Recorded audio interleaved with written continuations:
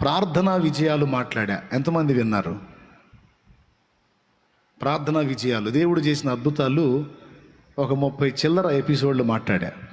మీ అందరు విన్నారా? అవన్నీ బాగా ఇంట్రెస్టింగ్గా ఉంటాయి కదా. ఇంకా ఏమైనా కార్యాలు మీ జీవితంలో జరిగితే రాసి పంపించవచ్చు.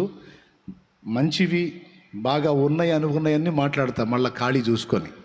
ఇప్పుడంటే మనది బిజీ షెడ్యూల్ అయిపోయిందిలే, కాస్త ఖాళీ చూసుకొని మళ్ళీ మాట్లాడతా. భలే ఇంట్రెస్టింగ్గా ఉంటాయి. అవి ఎందుకు మాట్లాడాను తెలుసా? 2 కారణాలు. 1, విశ్వాసులైన వాళ్ళు ఇంకొంచెం బలపడతారు. 2, ఈ ప్రార్థనా విజయాలు అన్ని జనులు కూడా వింటారు. అందులో చివరిలో ఒక మాట అంటాను. అన్నట్టు ఈరోజు ప్రార్థన చేశారా? ఈరోజు దేవుడితో గడిపారా? గడపకపోతే ఇప్పుడే వెళ్ళి మోకాళ్ళు వేయండి, ప్రార్థన చేయండి. దేవుడు నీ మనవి కూడా వింటాడు. నువ్వెందుకు దేవుడిని అడగకూడదు, నువ్వెందుకు ప్రార్థన చేయకూడదని చెబుతా చివరిలో. అది ఎందుకు చెప్పానో తెలుసా? విశ్వాసులే కాదు, అన్ని జనులు అది విన్నప్పుడు వాళ్ళు ఆ కార్యాలు విని, ఆ కార్యాలు చూసి ఒరే యేసుప్రభు ఇట్ట చేస్తాడా, అటు సాక్ష్యాలు కూడా వీడియోలో వేసి చూపించి మరి చెబుతున్నాడుగా. అట్లయితే నేను కూడా తలుపులు వేసుకొని ఇంట్లో ప్రార్థన చేస్తా, మా వాళ్ళు ఎవరికి తెలియకుండా.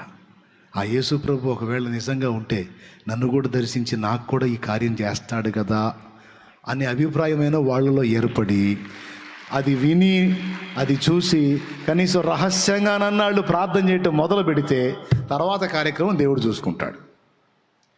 వాళ్ళు ఏమి లేదు, అన్యులైనా సరే విని వాళ్ళు రహస్యంగా మోకాళ్ళుని యేసు ప్రభువా నాకు గనపడు, లేకపోతే యేసు ప్రభువా ఇదిగో వాళ్ళు ప్రార్థన చేసినప్పుడు ఇలాంటి కార్యం చేసావంటగా, సముద్రం మీద 74 రోజులు 78 రోజులు వాళ్ళని చావకుండా కాపాడావంటగా అడుగడుగున ప్రార్థన ద్వారా.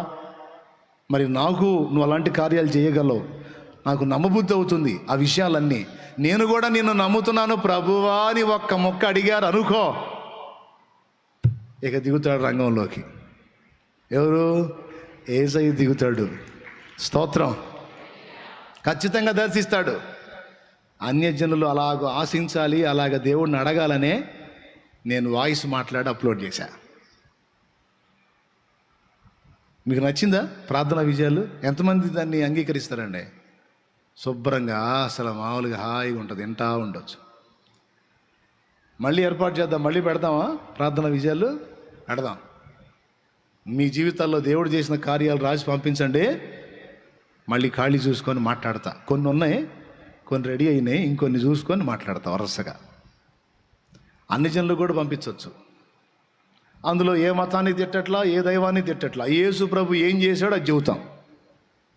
అట్టయితే వింటారు అన్ని జనులు. వాళ్ళని విమర్శించామనుకో వినరు. వద్దులే, నాకు వద్దులే, వాళ్ళ దగ్గర వాళ్ళకి 4 మొక్కలు ఇందామని చెవి పెట్టామా, ఆ 4 మొక్కలు ఒక చోటన్నా మనల్ని తిడుతుంటారు. వద్దులే అనుకుంటారు. కానీ ఇది విన్నారనుకో ఇంకా ఇంకా ఇంకా ఇంకా వెతుక్కొని మరీ వింటారు. అవునా? ఎందుకు? ఈ సహవాసం వల్ల వాళ్ళు దేవుణ్ణి కలుసుకుంటారని. కొర్నేలి కూడా